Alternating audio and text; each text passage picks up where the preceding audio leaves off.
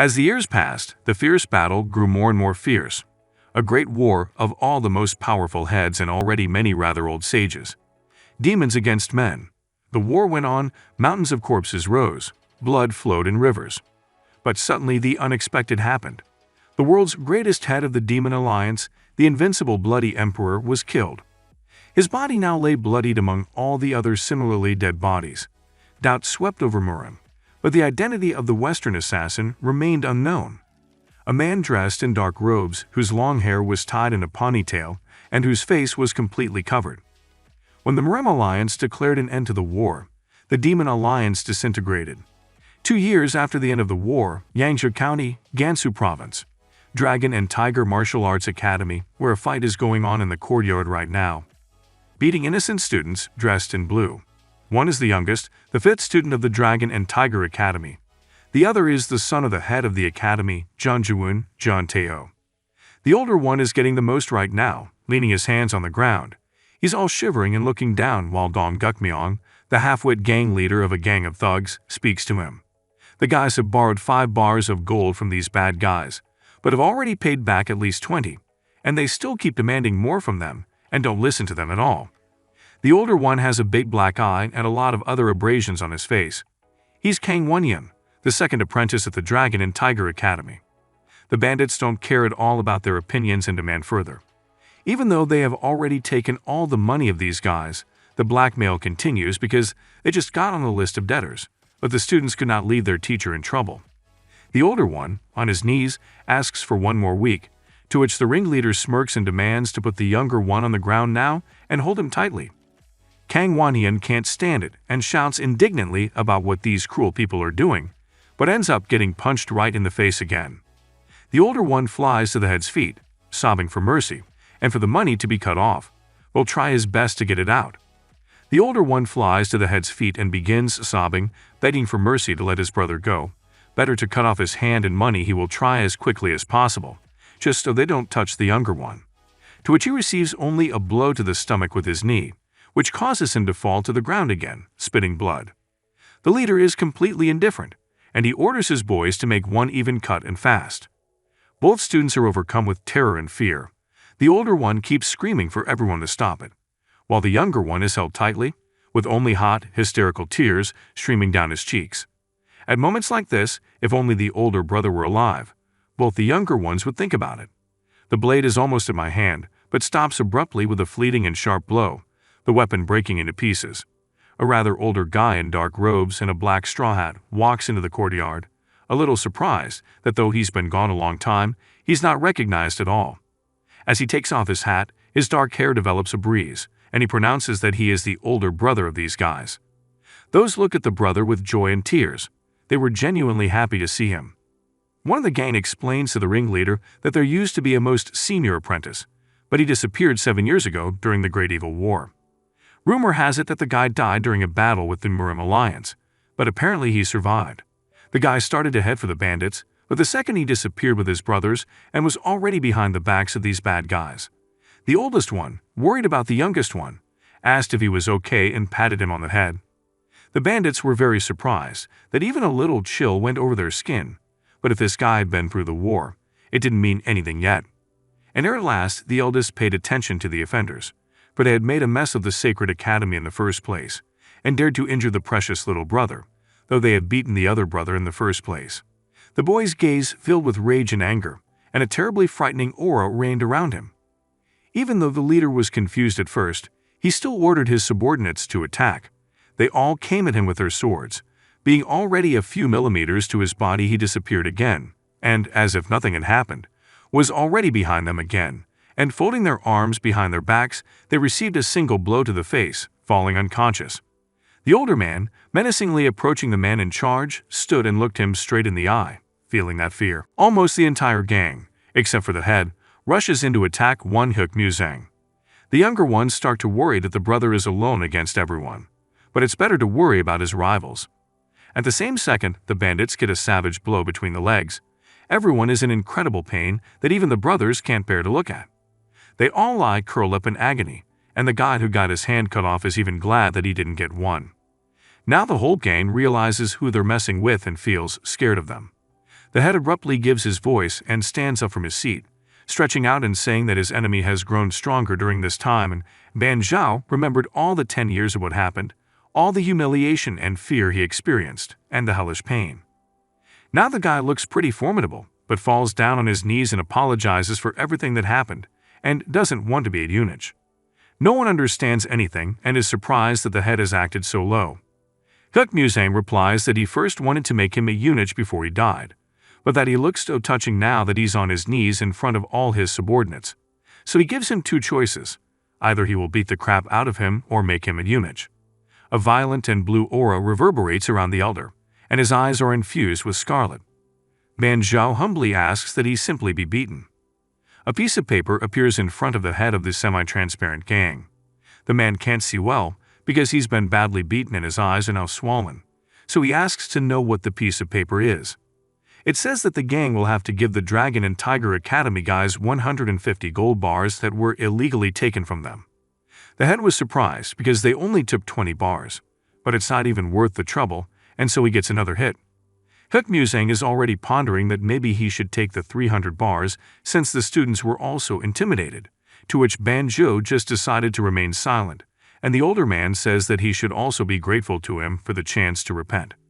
The head mumbles a quiet thank you, and Huk just continues to mock him and demands that the money be brought as soon as possible. The head starts to talk his way out of it by saying that he needs to check the supplies first, but the threat of his fist immediately forces him to do what needs to be done and orders his subordinates to bring the money. Already afterwards, the boys walk down the street and admire how cleverly the brother dealt with 13 bandits. The older one replies that even though there were a lot of them, they were weak, not even rank 3. Suddenly, Huk Muzang pays attention to the second apprentice, whom he always ignores, but now he notices that he doesn't look good.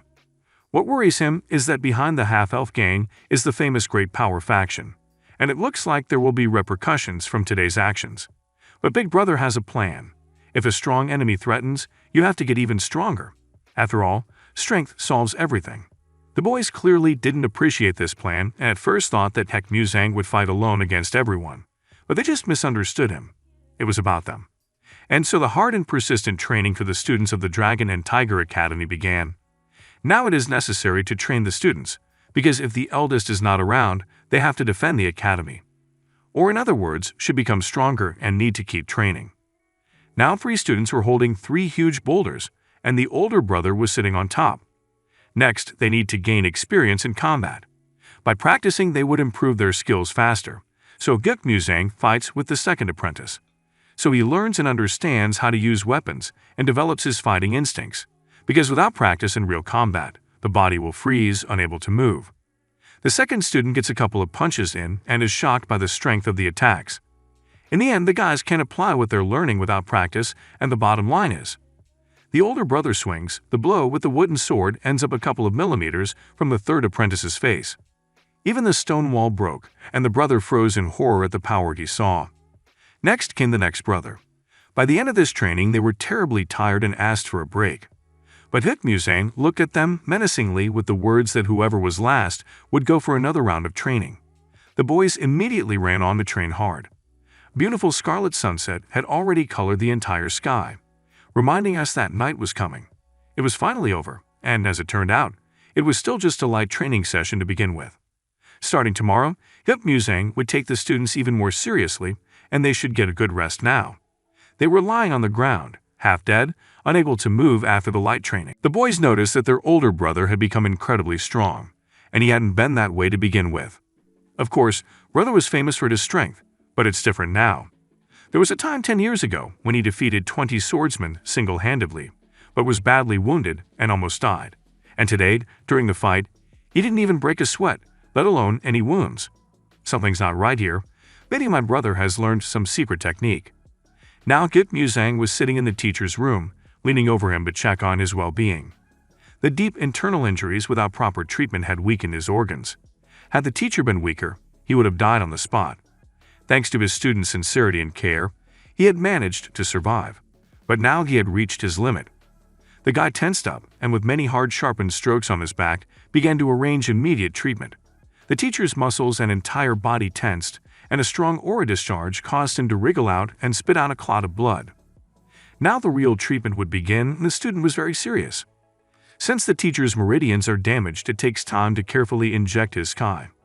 Hukmusang gathers it all together and lets it gradually into the teacher. But the teacher's inner kai is too resistant, and the student begins to lose control. He tries, but he does not understand why the body rejects his kai. If it continues like this now, the teacher will not endure. We must finish as soon as possible, subdue his inner kai and cleanse the meridians. All at once, a bright blue light covers the entire room, that even outside the building is visible. The next morning, the teacher opened his eyes. Hukmusang was sitting beside him and was happy. At first, the mentor does not immediately recognize him, but he abruptly drops to the floor with a greeting that the boy is finally back and deeply apologizes for being so late. So he asks to scold him. But the elder only asks the disciple to come closer to him, strokes him gently on the cheek, and says quietly that he has done well and thanks him for coming back. Hot tears flow down the boy's cheeks, and he too thanks his mentor for everything. At this time, word has already reached the great power faction that the semi-transparent gang has been robbed and beaten. The outside head MANHWA is clearly not happy about this and is surprised that the Dragon and Tiger Academy is still open. The speaker was the local commander of the Great Force faction, Ochism, and he explained everything by the fact that the institution is associated with the MRIM Alliance, so they can't deal with them openly. Even though Ochism wounded the head of the academy under the pretext of a duel, it seems that the academy's senior student, Hukmusang, has returned. The outside head is still unhappy, especially after hearing that this is the guy who beat up the entire semi-public gang, and feels that he cannot turn a blind eye to the whole thing. He orders Iron Demon Commander Gok Chiggle to be sent to Hukmusang, who will take care of him, using the old method of summoning into a duel. And when that bastard is dead, we need to send a half-assed gang to get rid of that academy. The main thing is that the MRIM Alliance has no reason to interfere. The door closes, and the head ponders to himself that Hukmusang shouldn't have gotten involved. He has barely survived the Great Wicked War as it is, leaving many scars on his body, and now he might just die for nothing. The Dragon and Tiger Academy continues to teach different villains a lesson. So now they want to fight against a local gang of some kind. Their leader, though, continued to threaten. But Hukmusang only needed him to deliver a message to those behind the gang. If something unfortunate happens to Yangzhou County under the jurisdiction of the Dragon and Tiger Battle Academy again, and then the student swings in for another strike. Rumors spread through the city very quickly. Already the entire adult generation is discussing the fact that the Dragon and Tiger Academy has put some rogue masters in their place. And recently these just 5 masters drove out a half-assed gang. And the thing is, Hukmusang is back, and he's been known for his incredible fighting abilities since long ago. But that's not all. Now the guys are handing out money to the victims of extortion, those scumbags. One of the men immediately ran to the joint to get his money back too. It seems that peace has finally returned to Yangzhou County. Already a huge crowd of outraged victims had gathered, shouting who had suffered what losses. The disciples were confused and didn't know how to calm them down. But then an older disciple came in. With his secret powers, he asked everyone to calm down. Even though there wasn't even a loud scream, his voice went through the noise and everyone. The guy was politely expressing understanding to the victims at the hands of these scum who were undermining business and labor, robbing, demanding protection fees.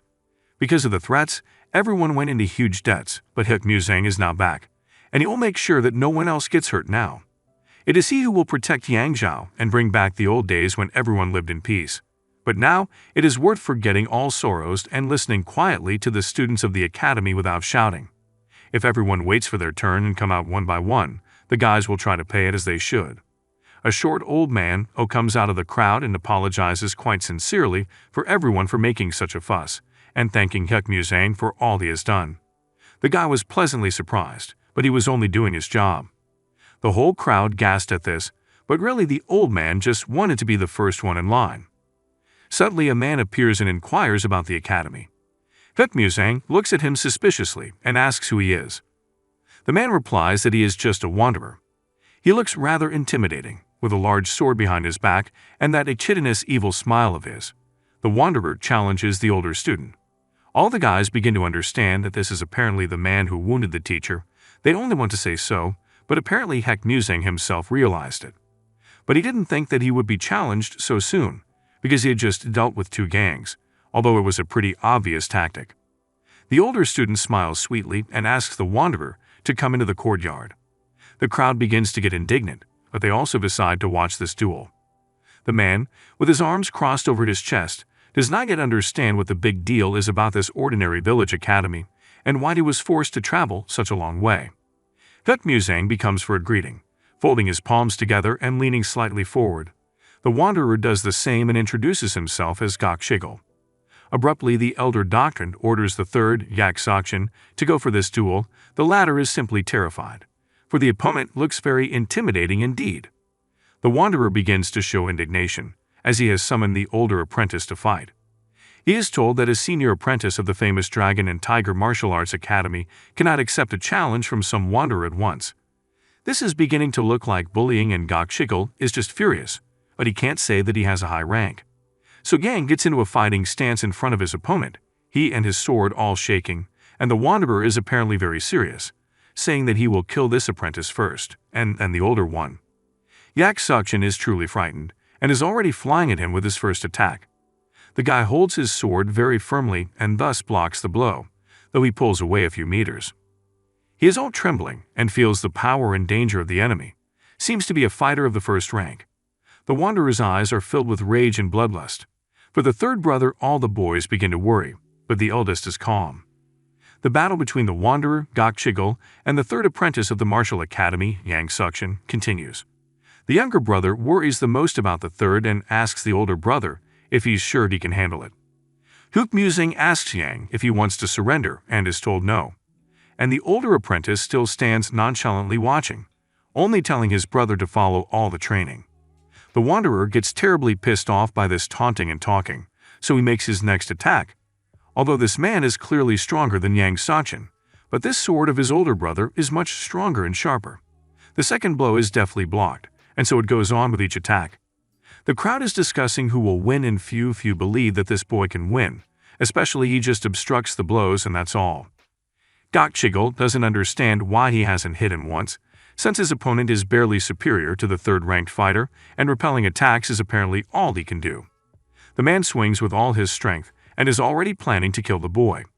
The older apprentice notices this and shouts to his brother to take 2 dragon and tiger steps to the left, followed by a 4th dragon and tiger sword move. Jan immediately reacts to these words, and obediently doing everything, makes his first attack and first wound right across his chest. The whole crowd, the academy guys, the wanderer, and even the guy himself were very surprised by this. Sachin had just hit a first-ranked fighter, and was beginning to speculate that maybe the opponent wasn't that strong. But it couldn't be, because the attacks were still pretty hard to repel, and he only followed his older brother's advice. His foe is really pissed off, and his desire to kill this boy has only increased, and he is already making another attack.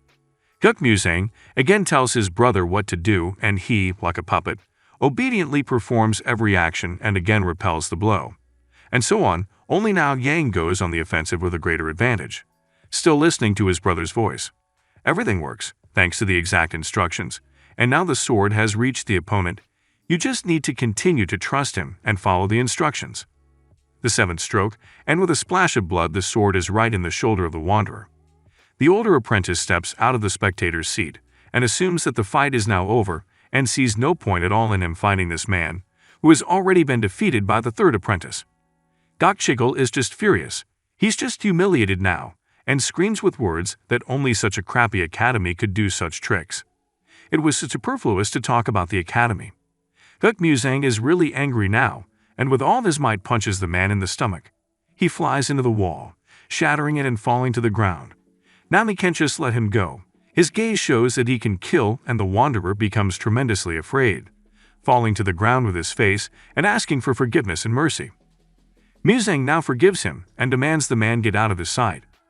Loud applause and shouts go up from the entire assembled crowd and disciples. Everyone praises Muzang and says he is the coolest. Already late at night, Shigal is still running from the last of his strength. He has to tell the group what happened today. After all, they can deal with this guy just by fighting, only they need someone much higher in rank, because he is clearly a danger to them. A black silhouette appears behind him, dressed in blue and with long black hair. A sword strike right in the face and Gok flies away, tearing down trees and falling bloody to the ground. The attack was from Heck Musang. He can't just let this man go, because he will report everything and bring trouble to the academy in the future. However, if Gok answers his question, the older apprentice will make it painless. From his silhouette, you can feel that terror in the man will not get out of this fight alive now for a shiver. A rather strong and sturdy boy is now being tortured by putting a red-hot poker in his chest. A tremendous pain is radiating throughout his body, and the boy really doesn't seem to understand what information is being asked of him. The man in the red robe, whose face is covered for privacy, thinks the guy is a spy and wants to know who sent him. The stranger keeps repeating that he just came to Yuna County as an escort to earn some money. He doesn't even know anyone other than his employer. The man with a closed face turns to his boss, to which he says afterwards that it is bad luck for this guy, but he threatens that they will still wish, because his older brother will never forgive them such a thing. The stranger held hostage is the fourth student at the Dragon and Tiger Martial Arts Academy and the first child of Zhang Juun's head, Zhang Taryong, with whom contact has been lost.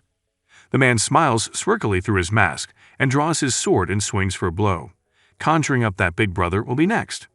Meanwhile, Heck Musang has dealt with Gok Chigel, whose head flew off to the side with a heavy bloody splash. Now the guy knows that the Great Iron Bloody Emperor is involved with all of this. The Great Iron Blood Emperor is one of Mirim's top 10 masters, also known as one of the 4 Great Devil Emperors, the late head of the Demon Alliance, the Invincible Blood Emperor. Does this mean that the Iron Blood platoon he leads has subdued the Great Force? He must be planning to absorb not only Yangzhou County, but the entire Gansu province. A broken Demon Alliance would never anger the Mirim Alliance at a time like this. Heck Musang continues to ponder. Moreover, they let the Kantong sect, which was forced to close after the Great War. So how did the 8th Emperor and the Mirim Alliance lose power? The guy flew high into the sky, returning home already, and it looks like Yangzhou County is in a tricky position. It was already late at night, and the teacher, fortunately, was feeling better. He had already risen and stopped near a small tree, leaning his hand against it, and, referring to the tree as to his lord, asked about his well-being and already thought he would get to his lord himself. But Heck Musang was able to cure the teacher. This boy used to be a scrawny little boy who didn't eat much, but now he has grown so much. The lord would be proud of Musang too. With his return, the academy and indeed the entire village became more lively. It seems that about 20 applications for admission were dropping into the academy thanks to this morning's performance. The academy seems to be returning to the old days. But the teacher is scraping wood with his fingernails and starting to shake, all because one guy is missing. The eldest son has gone off to earn money to save his father, but the connection has long since been lost. Tears flow down the teacher's cheeks, and he says the name Terran quietly. Heck Musang hears all this conversation and remembers how the teacher's wife died then long ago. Her almost lifeless body uttered the names of her 2 sons, Terran and Taeho. All the pupils and the teacher weep bitter tears. They don't want their mother to leave them. After the woman calls Musang, to which the latter addresses her as if she were a mistress. Even though she tried to love everyone equally, she still asks him specifically to protect her own sons, to take care of them as his real brothers. Little Heck Musang can't take it anymore and crying says he will do anything for his mistress. She quietly thanks him, and now the girl can close her eyes in peace. Now Heck Musang sits at his desk with a clean sheet of paper, ink, and a brush in front of him. After the Great Sinister War, the boy has promised himself that he will not contact them again. The brush is dipped in ink and drawn different lines, turning them into hieroglyphics. But the crooks targeting Yangzhou County and the missing 4th brother. There is no time to worry about accidents now, and something must be done. On the paper appears the inscription, "This is a request. Please keep it a secret. White Tiger." It's a new day, and the sun is still shining as clear as ever. Another homeless man wanders down the street, singing a song all over the street, reeking of a horrible stench and being pelted with water by some woman to shut him up. The tramp is silenced while he is yelled at and judged to be just another crook from a gang of beggars. The man only smiled contentedly because his face was now at least a little clean and shiny. Opening his mouth, from which an incredible stench was coming out, he asked for a bowl of rice wine to be thrown in there. But then someone pushes him and the man falls to the ground face down. He is displeased and ready to fight, but there is no one suspicious around. The beggar, Group 5, did not feel his presence until he was touched. Whoever pushed him must be a great martial artist. Suddenly a piece of paper with a cipher is in the man's hand, and it is necessary to report everything to the elder. The tramp immediately jumps the wall and runs in an unknown direction. Something glassy shatters in the hand of outside head MANHWA. He is clearly angry that another member of the group has been defeated. The news has already gripped all of Yangzhou. The whole city is chattering about the fight, and the popularity of the martial arts academy is only growing. Except that Gok Chigel suddenly disappeared after the fight. Perhaps he fled for fear of punishment. And outside had orders to catch him. He may not have escaped far yet, and the Dragon and Tiger Martial Arts Academy will be dealt with by Yang Sot, the ghost killer of Guangdong *. PP. Province. In the same second, the man is behind the commander's back. His stealth techniques are terrifying. MANHWA asks what the assassin thinks of the situation. He in turn replies that Gok Chigel, a second-ranked fighter, has been defeated, which means the faction is dealing with a serious master, even if the rumors exaggerate something. However, things can change if an ambush is arranged. Jansot smirks. He likes that kind of thing. That it thinks for a while, scratching his beard, and decides that we should take advantage of Heck Musang's absence and destroy the academy. But first, we need to scare the older student. They'll come back and shed bloody tears. Then we can strike from behind and end his life. It's still a beautiful sunny day. Heck Musang and the other students are tending to the academy grounds, sweeping and washing them. Mr. Gan comes up to them, saying that the guys are cleaning the street themselves as usual and could have assigned someone else to do it. But Musang just smiles affably, saying that he's been doing it since he was young and it's no big deal. They continue their dialogue while a lilac-clad girl watches them from the window of the house next door. Her hair is gathered into a long, thick braid that wraps around her neck and comes down. Suddenly a woman calls out to her, wondering why the young mistress has been sitting there for 2 days, waiting for something. The girl begins to wonder if people can change. She keeps looking at Heck Musang, hinting that the conversation is about him. Before, the guy was cold, quiet as ice, but now he smiles broadly, says hello to everyone, and has a nice conversation. It's like a different person. Then the woman suddenly says the phrase that this usually happens when a person is not on the verge of death. The young madam frowns, but the woman continues to talk about it, and they are noticed by the one whom the girl was watching. So as she grabs her companion by the hair, she accidentally hits her on the wooden table and ducks herself. Heck Musang is distracted from his conversation when he sees a kite fly in the sky, showing a red demon and other various black and white drawings. It looked like it meant something. As the guy remembered that he had some other things to do and excused himself, he ran off, telling one of the brothers to watch over the academy. The girl addressed the woman as Papa, and she understands that this is all because of some mere student of the martial academy, and does not understand why the precious treasure Mujin, the greatest family Murim, to follow him. The girl averts her gaze with embarrassment, saying that she is not following him, but that she just hasn't prepared herself yet. Suddenly, the young mistress changes her face, gets up from the table, and looks out the window. A man dressed in black with scars on his face appeared at the threshold of the academy, looking at the academy with interest. One of the students, who had been left to guard the entrance, asked suspiciously who the stranger was. He looks dangerous, and also appeared immediately when his older brother left. But the guy does not get an answer. He only looks at him too, wondering how such a squishy kid could defeat Gok Chigel. The question is repeated again, and if this stranger has come for another duel, then let him go. The academy accepts no more challenges. The man smiles wickedly and snidely, for that is not why he is here, and speeds up and swings very quickly for a punch. The fist hits right in the pupil's stomach, and he flies right out to us of the rest of the guys on the doorstep. The second brother falls to his knees and spits out a clot of blood right on the ground. The stranger walks further into the courtyard, holding his cold surroundings in his hands and drawing ever closer, mumbling that no duel is out of the question, for they are all just pathetic crawling insects. The teacher comes out of his room and shouts to the stranger to stop. The power level of the Dragon and Tiger Academy may be low, but they are still part of the Murim Alliance, and if the man doesn't leave, he's going to create a lot of problems for himself. The man only continues to taunt, and with an assassin's gaze on them, he says he will kill them all. And first he swings at the teacher, already behind his back. At this time, Heck Musang came into the forest for some meeting. On a tree, the wanderer sleeps soundly and sweetly, but then he hears that someone has come to see him. The older student is not happy that he has been accused of being late, for it is the other way around and he sent his letter 10 days ago.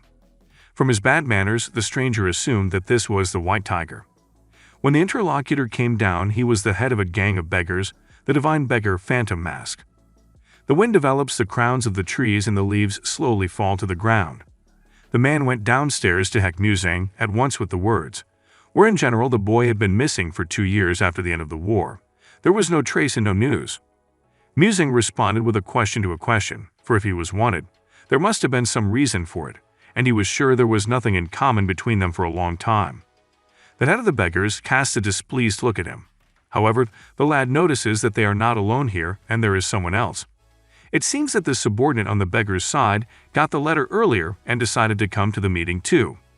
A massive man, also a member of the beggar gang, comes out of the bushes, a special task force. His whole body is scared, and he addresses Musang, also as White Tiger. He is addressed as number 8 in response.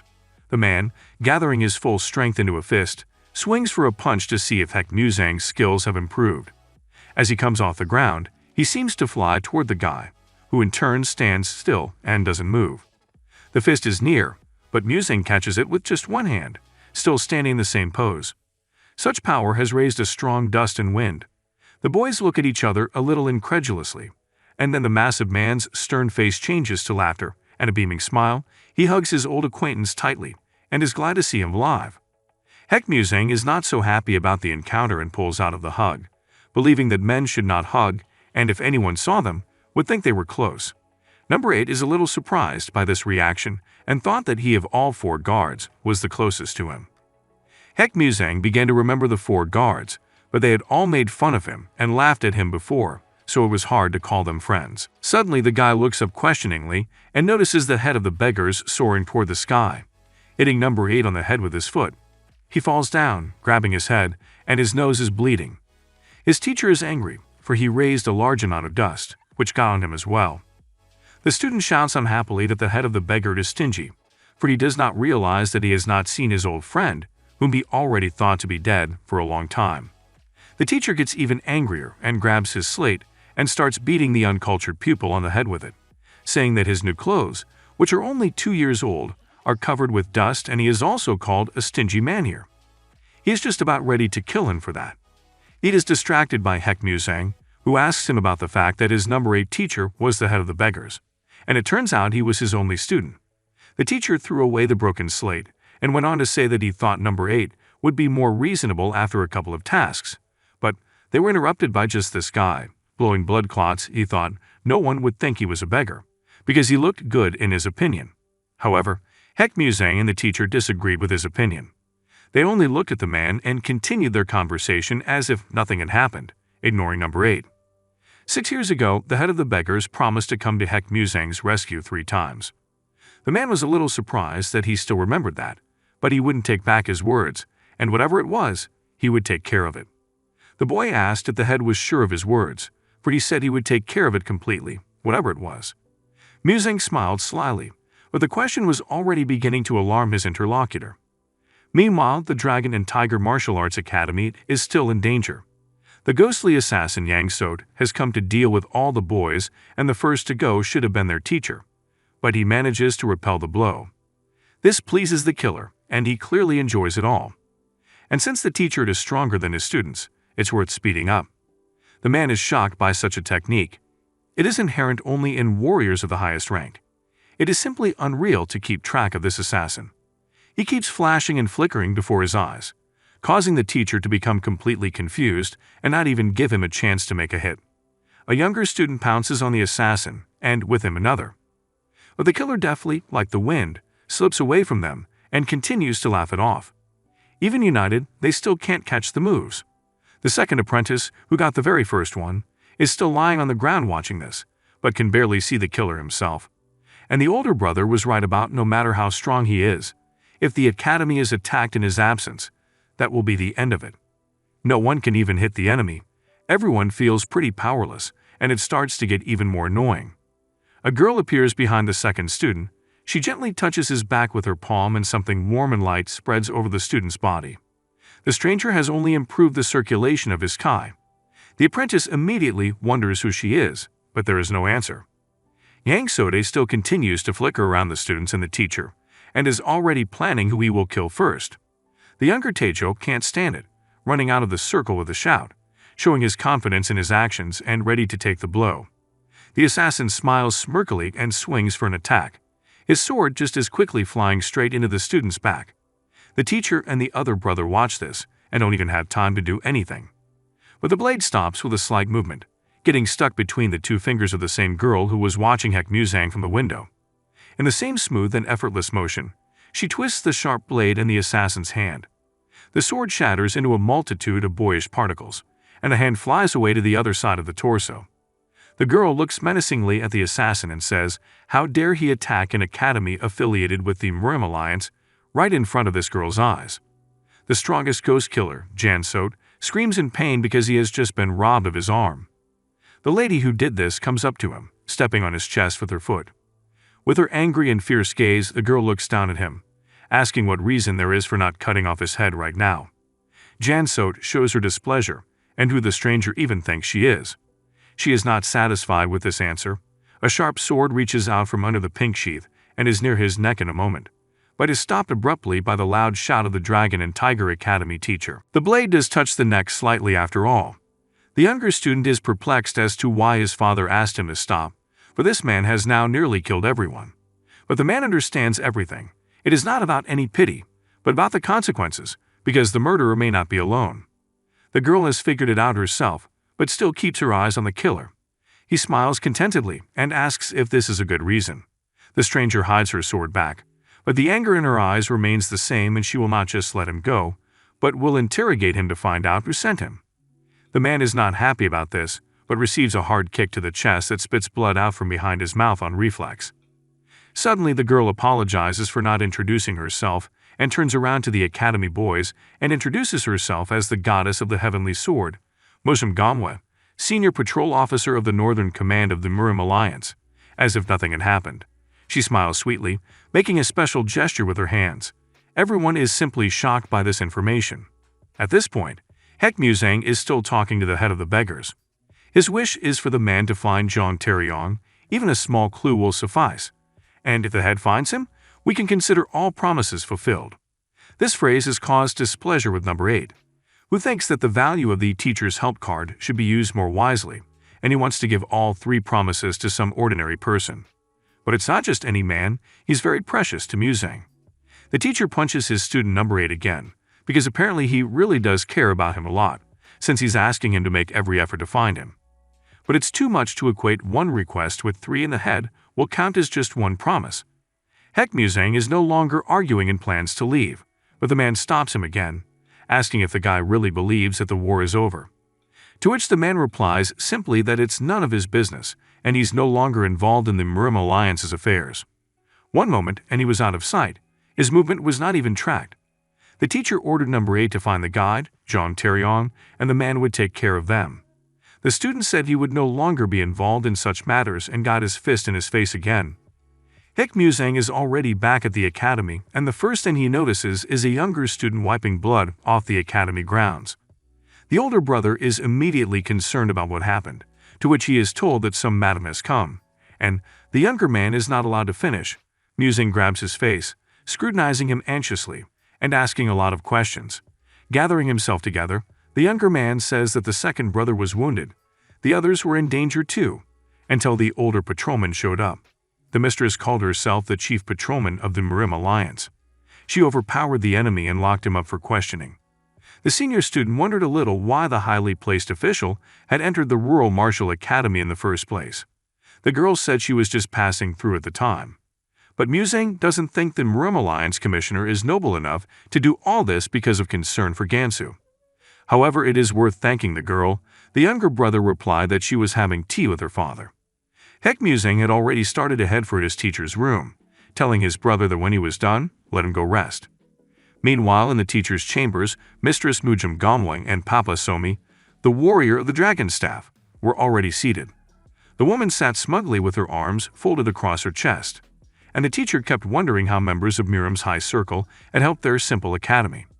Papach arrogantly says that her mistress has personally offered her help and now the academy should be forever grateful.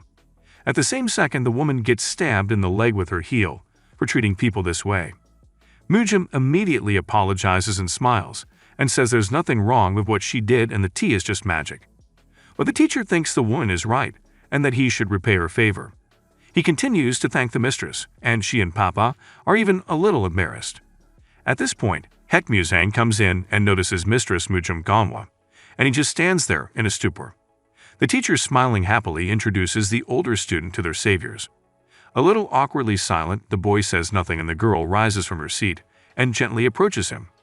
Affectionately referring to the boy as the White Tiger, she takes his face with both hands and looks directly into his eyes, while hot tears of joy flow down her cheeks. Mistress hugs Musang tightly, snuggling against him and happy that they have finally met. A warm and pleasant breeze develops the tree crowns, the grass, and the girl's beautiful silky brown hair. She holds her boyfriend's hand gently and calls her companion White Tiger, correcting the strands with light movements.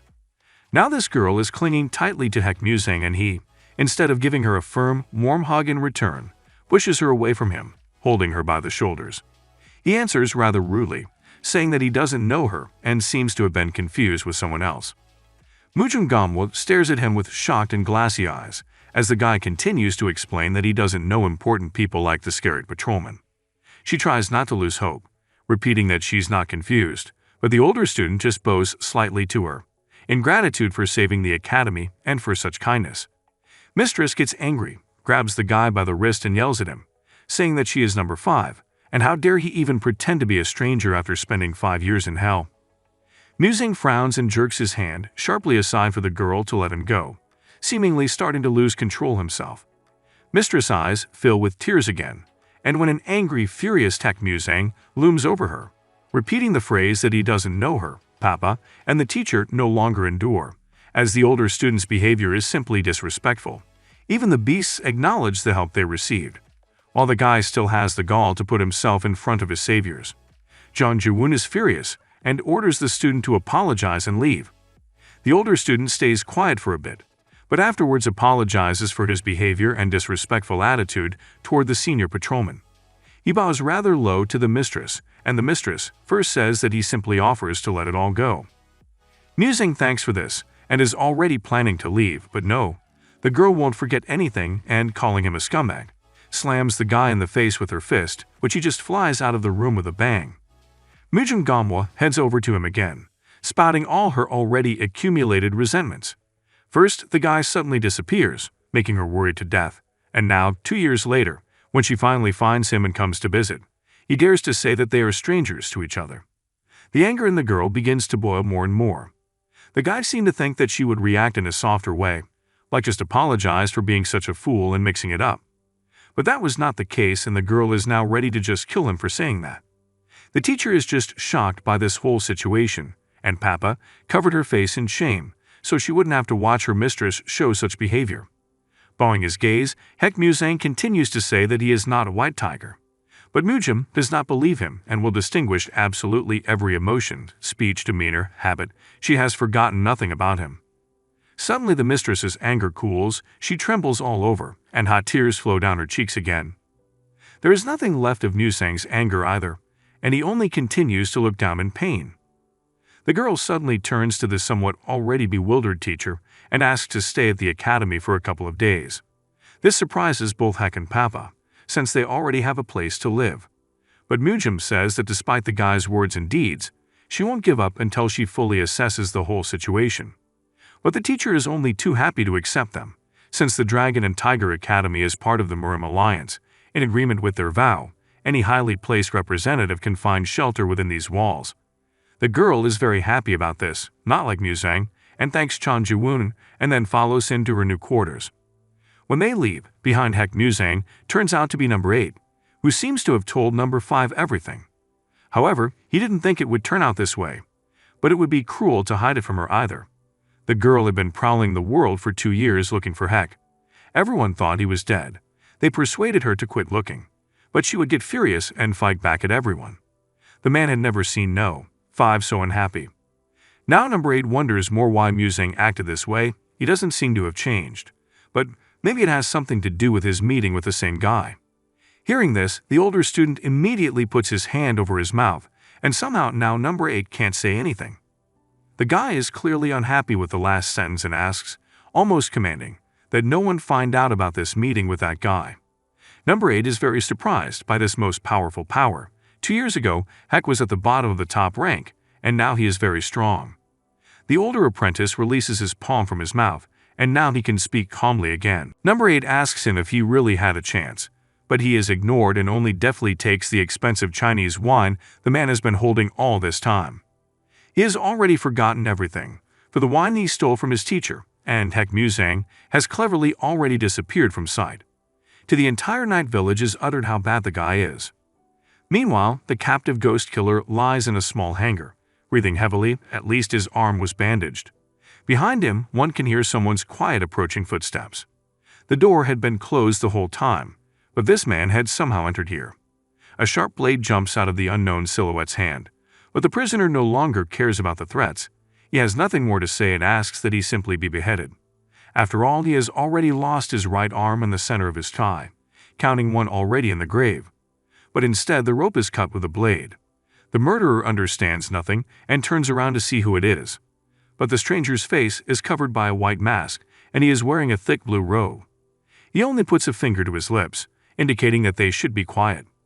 The stranger's face is covered by a white mask, and he is wearing a thick blue robe. He only puts a finger to his lips, indicating that the ghostly assassin should be quiet. The man looks at him uncomprehendingly, thinking that it is also the assassin who has come for him. Only then, why did he let him go? The stranger silently points his finger at the door, hinting that it's time for Janso to go. He wants to say something to him, turns to him, but his savior is gone. The happy killer realizes that he has managed to survive. Now MANHWA is sitting crying in her new room that Heck Muzang didn't even blink an eye, pretending not to know her. Papa said that he did flinch, and the girl immediately calmed her tantrum and gave her a disgruntled look. But the longing still remained on the girl's soul, and the woman decided to support her in her own way, saying that she didn't like the guy anyway and that she shouldn't suffer over something like that at all. Crowds of officials would not hesitate to pretend to be dead if only MANHWA wished it, and this one dared to speak so rudely. And what in the world to expect from a simpleton from the village fighting academy?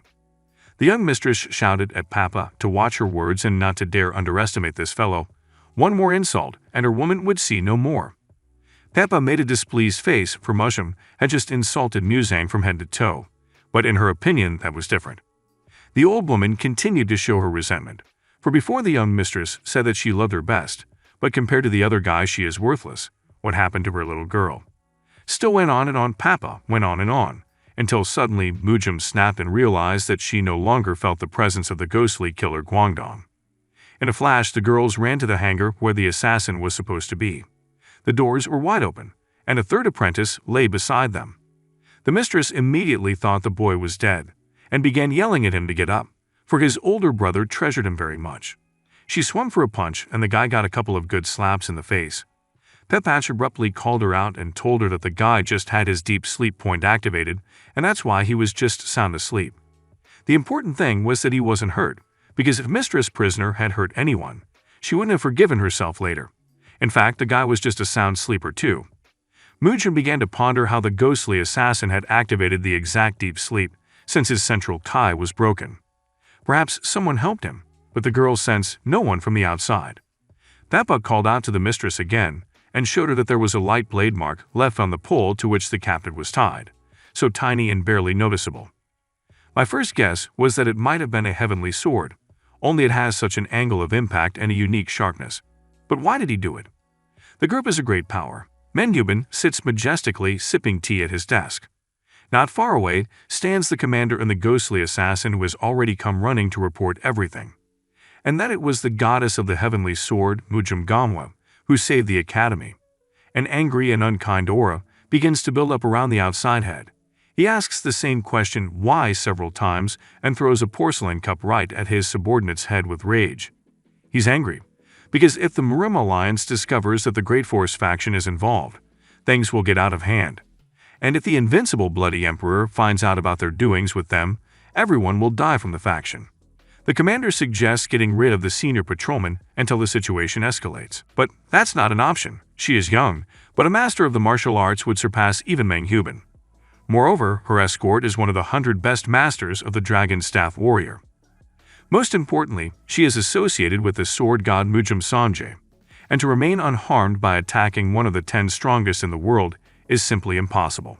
The ghostly assassin, breathing heavily, pronounces that everything will turn out all right, because few people know that he worked for the great power. Although the girl recognized him, but there is no evidence that he is associated with the group. And luckily, one of the group's subordinates saved him. The outsider head was surprised by this, because there was no order. The assassin just wants to wonder who it is then, but a thin and sharp blade goes through his head. In the corner of the room stands the very stranger who saved him, but no one could even sense his presence to begin with. The blade flies back into the gauntlet, and the killer falls dead to the floor. The outside head is not happy, for if that blade had flown into him first, he would have been in his place. The man assumes that the stranger is an assassin, and what purpose he came here for in the first place. The stranger removes his mask, saying that he is just a wanderer who has decided to challenge the great power. And it turns out that he is Tech Musang, the same student at the academy. He yawns sweetly as they chat about something.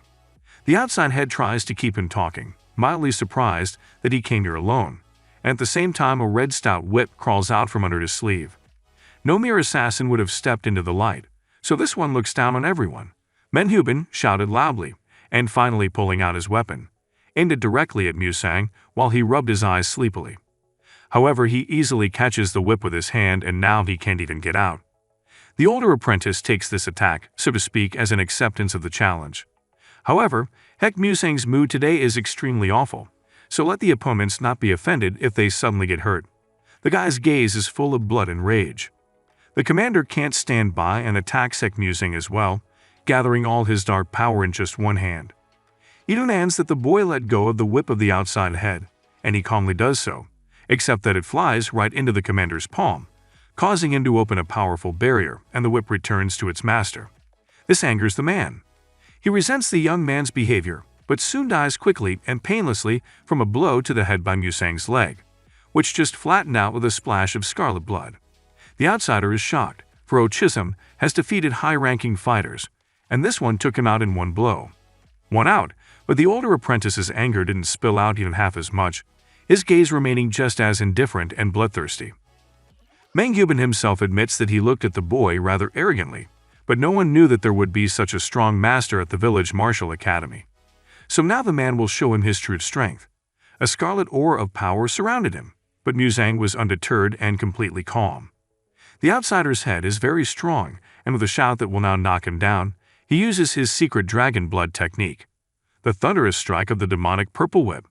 The whip flies like lightning straight at the eldest student in the academy. Even a highly ranked, experienced warrior cannot block the dragon's thunder strike. There is no way he can get out unscathed now.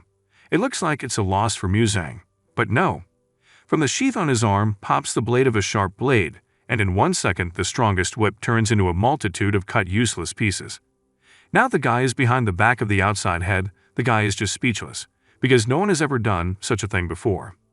Who is this guy anyway? He has only answered this question after the blade deftly goes through MANHWA's neck and his head rattles to the floor. And this guy is just a senior student at the Dragon and Tiger Martial Arts Academy. The outer hall, where they were located, caught fire, gradually being covered completely in flames. All the sleepy subordinates of the group woke up and ran screaming to report everything to the head. The head of the great power, the Devil Lord, the Iron Leg, Kwak Juong, immediately woke up from such a thing and shouted with great indignation what MANHWA had done there.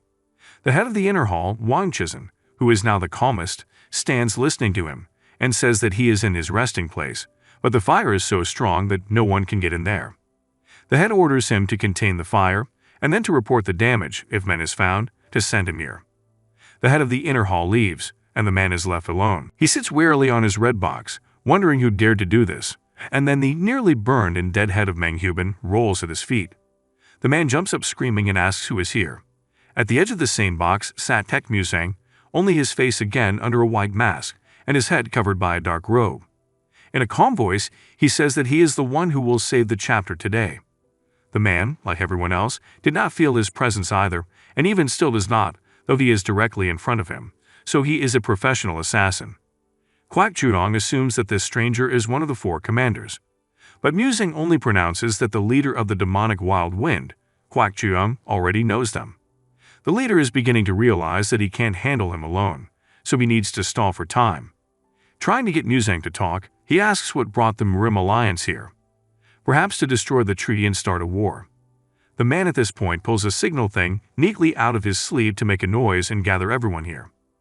Muzang answers his question, saying that he has nothing to do with the 4 commanders of the Marim Alliance.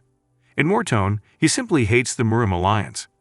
The guy wanted to continue the sentence, but instead shows the illusion to the head that it is better not to press the signal button, because then he would lose his head in an instant. Kwak Juyeon grabs his neck, breathing heavily with fear. It wasn't just an illusion, but rather a warning. And now no trick can be pulled. Heck Muzang looks fiercely through his mask, saying that today he's not going to exterminate the gang. The head quietly apologizes for his actions, though even if he had pressed the alarm button, no one would have heard them anyway, because Muzang has already put up a powerful barrier. Kwak Juyeon doesn't understand what they want from him, but the guy here even pulls out a red scroll, saying he got it from the head of the outer hall Myung. If the great Iron Blood Emperor gets wind of the faction's deal with them, everyone involved will die. The man is shocked and cannot believe it, but Muzang keeps insisting that these are bills he brought from the outer hall, though in fact they were the first papers he found there. The head is very angry at the already dead Myung, and was ready to kill him again for leaving such a document unattended. Now that Kwak has realized the whole situation, it is worth getting down to business. Heck Muzang only demands that he be sworn that the faction will never touch Yangzhou County again. An unbridled fury and cruelty hangs in this atmosphere and aura from the guy, and his bloody garb gives him even more ferocity. Just a murderous urge that makes the head bow and tremble with fear.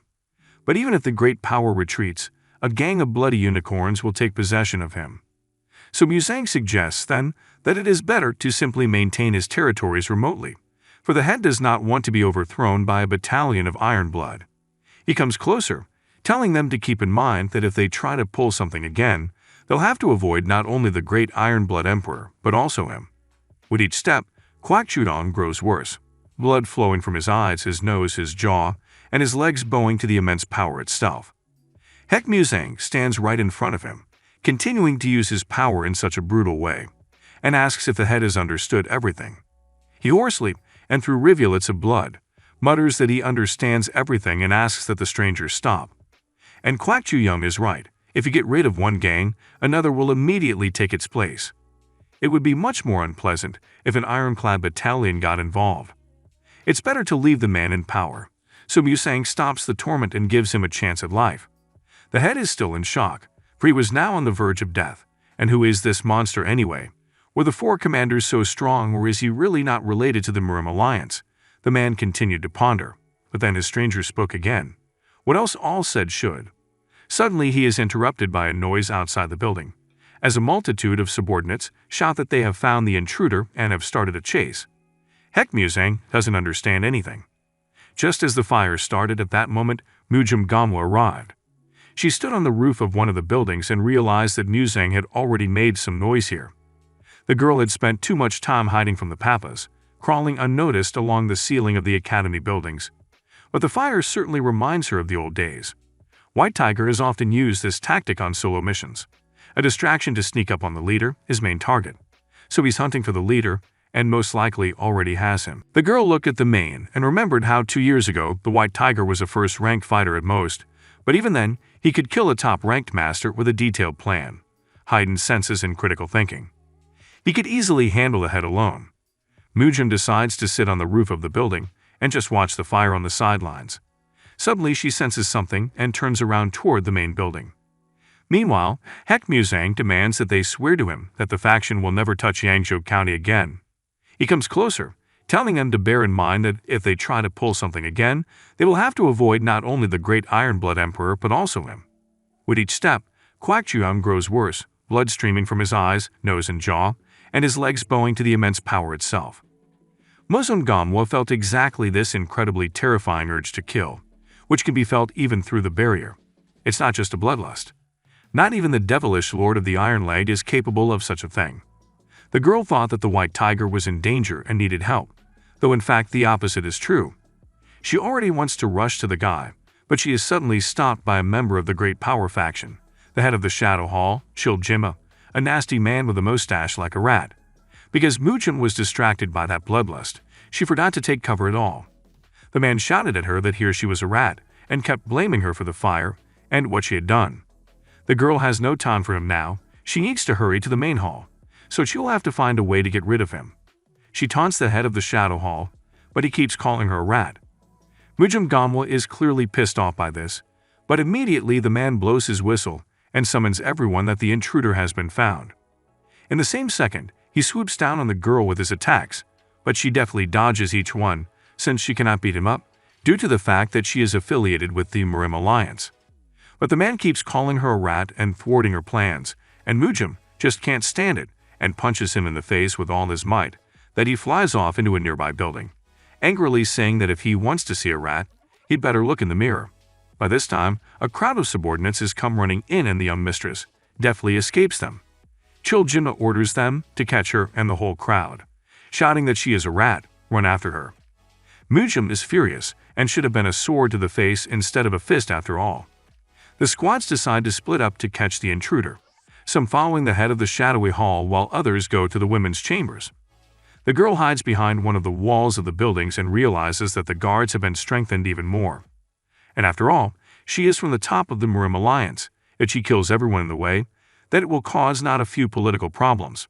But right now, what matters most to her is the safety of the White Tiger. She needs to sneak into the main hall as quickly as possible and protect it.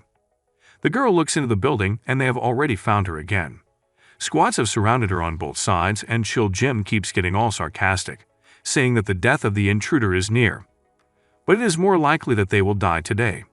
MANHWA is already incredibly angry and is ready to forget all about politics and just kill them all, especially this idiot. But then she is stopped by the White Tiger, who appears near her. The girl is so happy to see him again, but he doesn't seem to be and telepathically tells her what she is even doing here, because she is the chief patrolman and her mere presence here can lead to punishment.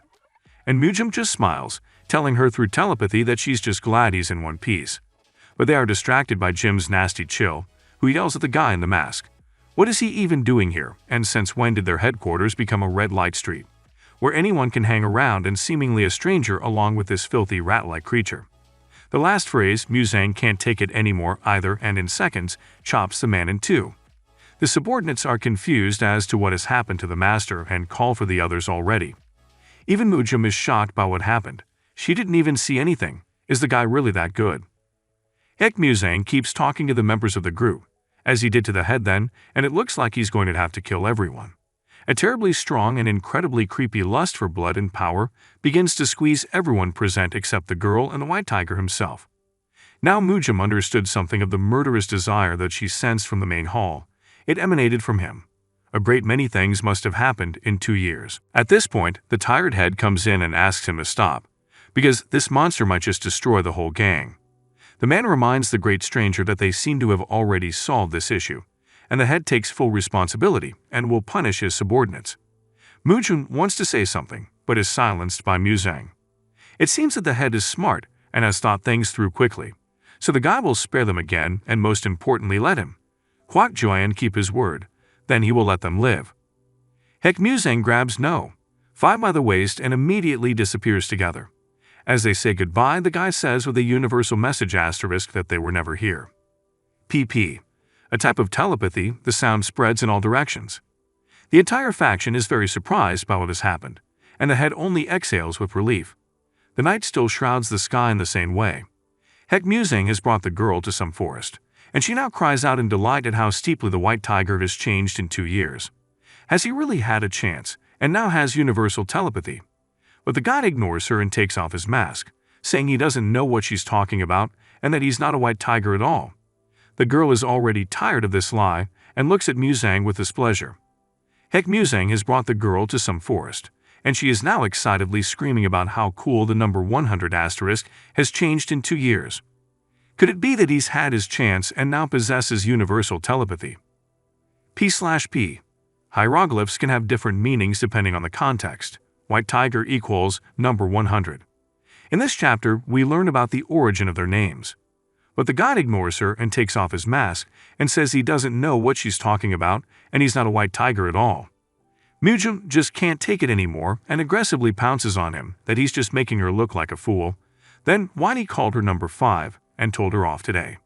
The guy turns away saying, as it were, it's time for the young mistress to go back, because they are still in enemy territory and don't need to forget her status.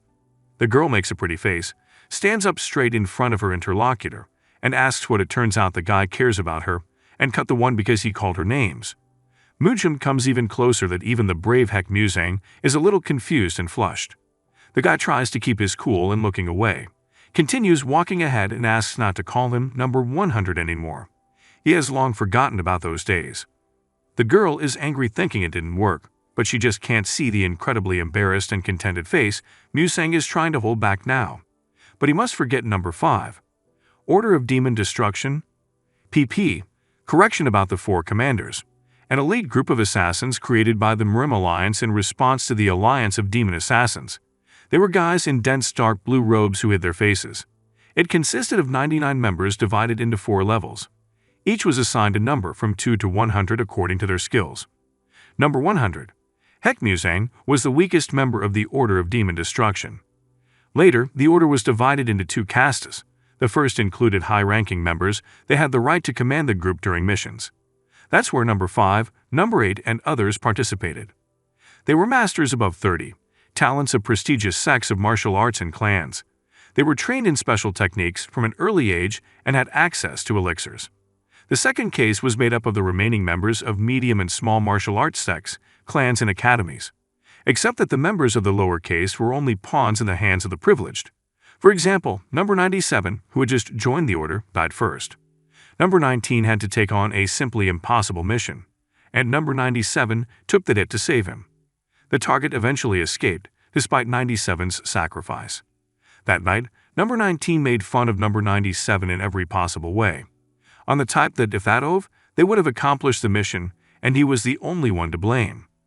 This injustice made number 100 very angry and he furious, shouting that the only problem was number 19's plan. He persistently led everyone forward when orders were given to retreat, and number 97 saved his life and died because of his selfishness. Hek Musang kept yelling at him, holding him tightly by his clothes. But it was a reckless act on his part. Soon he was getting punched right in the face. Not a word he said was believed, and number 19 continued to believe that the fool was dead just because he was weak, and number 100 dared not look down on him. The blows came from different directions, though Musang tried to block them. He continued to be humiliated, considered a mere nobody compared to the level of the heir to the Jin clan. Behind him was number 5, who was clearly unhappy about the whole thing. Number 19 immediately came to his senses and, pointing at Musang, told the girl that at least she had seen how this redneck behaved. He was only 100th. From behind his other shoulder came the huge and massive number 8. They easily shut up number 19 and were strong, and Musang was weak. Since then, he has often been sent on deadly missions, always put on the front lines, given the riskiest assignments. The guy had been on the verge of death countless times, and when he returned wounded to headquarters, he was told off by number 5 because she was worried about him. Hek Musang that if he didn't, then the other low-ranking ones would get killed, and he needed to get stronger. The girl looked at him unhappily and angrily and turned away and said let him do what he wanted, but only that she would now be with him on every mission. Number 100 was very surprised by this, and he didn't understand why she was doing this, but number 5 just didn't want to get killed. The door slammed shut, and number 8 felt confused because now it was as if he wasn't being noticed. So several years went by. No one below level 70 survived, except Hek Musang.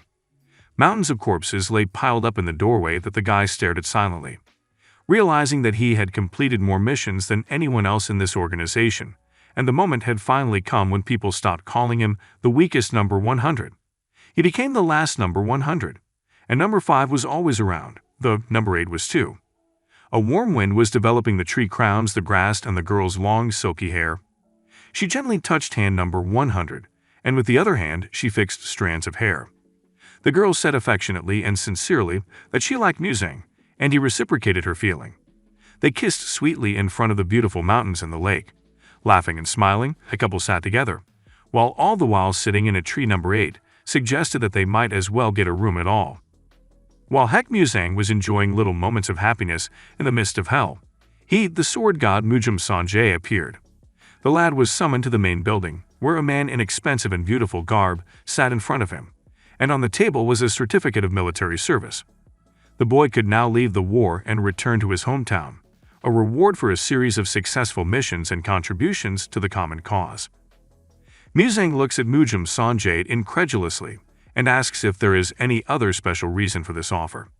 He only rubs his beard and is slightly surprised by such impertinence, and then gets right to the point. And case number 5. The man wants the guy to end his relationship with his daughter, Mujum Gamwa.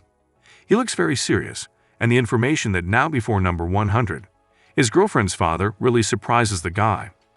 The god of the sword goes on to say that surely a simple redneck from a rural academy cannot easily get close to her.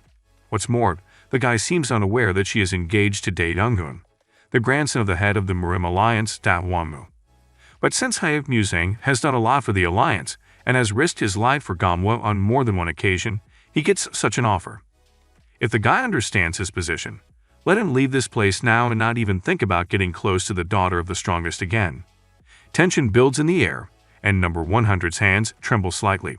But he continues confidently to say that if the reason is that he will refuse. Even if number 5's father is in front of him, he cannot control his grown child's feelings. So the boy will first ask Mujum Gamba's opinion, and if she chooses the groom he will leave quietly, but otherwise, he doesn't have time to finish his sentence and a sharp sword is a few millimeters from his throat. And Mujum Sanjay sits up imperiously and says in an unkind voice that the boy has no choice here. Hak Muzang is surprised, for the sword is under Kai's control, and is now threatened by the right-wing sword god like a thug. The man puts the sword back away and realizes that the interlocutor before him is very different, but completely naive, for even though he considers Gamwa's opinion, what about her happiness? She has been raised in abundance since childhood. An orphan like Muzang would never even be able to imagine such a thing, and what can he offer her? Of course, she would be happy at first, just to be together, as if the whole world were at her feet. But in time, she will gradually begin to remember the past life. All the various delicacies she enjoyed, the dresses and jewelry she enjoyed, and most importantly, the eternal source of wealth. But Hak Muzang will remain the same, anxious and worried about the thought and the happiness of her life. Whether she sacrifices because of him, whether she leaves because of it, whether she holds a grudge. The boy has now begun to realize everything. From the 3 missions, Gamwa returned with serious wounds, and Muzang knows about them. For all those 3 times she tried to protect him. Mujum Sanjay again asks the question, can a guy make her happy? Hak Muzang was just furious at the time, but he never got around to answering it. Whether he had forgotten about it during his time in the Demon Extermination Order or whether he simply refused to accept. Number 5 and number 100. There has always been a huge chasm between them and a difference in their life situations. Father Mujum gives the guy a month. He will leave the certificate here and advises him to think hard. Afterwards, the man leaves and number 100 is left alone with his thoughts. And a month later, he is given one last mission. And that was just that, a battle with the great bloody emperor. Now Hak Muzang, taking off his outer clothes, was practicing, hard and long at night, to vent all his accumulated emotions and old memories. But the silhouette of Mujum Gamwa was still in his thoughts and how she was smiling happily at the fact that he was unharmed. A loud cry of moral pain echoed throughout the forest, frightening the birds and the night itself.